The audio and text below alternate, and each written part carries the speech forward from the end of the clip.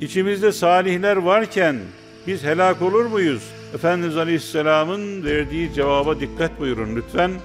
Evet, pislik çoğaldığı zaman, kötülük çoğaldığı zaman, günahlar çoğaldığı zaman, fuhşiyat çoğaldığı zaman, Allah'ın insanlar için, inananlar için koymuş olduğu sınırlar çok kolay bir şekilde ihlal edilip de insanların bundan rahatsızlık duymadığı bir zamanda bütün insanlara isabet edebilecek bir azabın gelmesi muhtemeldir. Cenab-ı Hak bizi muhafaza eylesin.